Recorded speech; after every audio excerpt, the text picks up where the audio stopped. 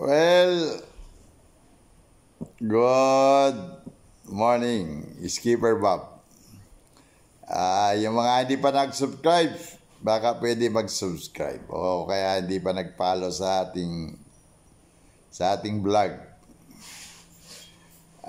Yung mga nagpi-feedback, yung mga nakapanood ng mga dati nating mga videos, yung mga nag-practice ng 1D 1-8, mga nagpadalo sa ating mga keep, mga simple feed mixtures, simple additives at supplement.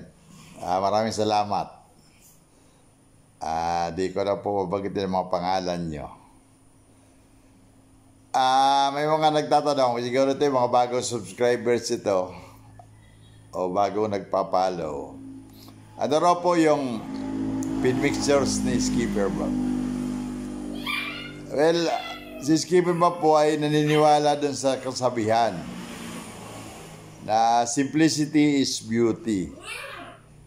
Sabi niya, too much decoration destroys the position. Which is quite true.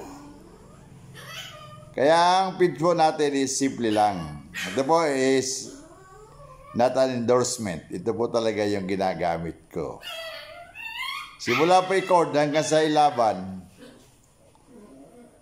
Sa cording, inner tone lang, saka fermented Jackie oats. Pag maglalaban na, may hinahalo na tayo na feed additives, mga toppings at vitamin supplement.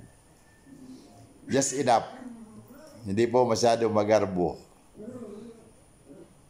Ngayon, tatanungin nyo, pumapalo ng malakas.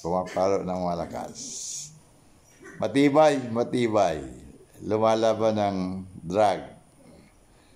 Kaya yung nagbaba sa akin na subok akong ilaban, subok na po ito eh. Diyan po tayo nakilala sa method na yan. Yan lang, either tone 90%, 10% fermented Jackie oats pagka nasa cord. Kasi maintain mo po yung required na total crude protein level. Nasa doon ka lang sa 16 eh. Yung tama-tama lang yung kuha mo na manok.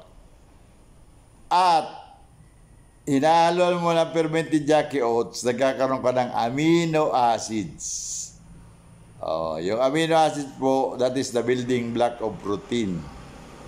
Pag may amino acid, mayaman sa amino acid yung katawan ng manok, maganda po yung assimilation ng protein sa kanyang katawan, mga muscle, mga tissues. Kaya yung manok nyo, maganda katawan, heavy bone, malakas ang palo. Guaranteed po yan. Ayan na po. Yung mga gustong magkuha ng feed mixture, simplihan natin. Inner-tone lang na may fermented Jackie oats 10%. 90% yung inner-tone. Yun lang po. Gandang umaga and God bless.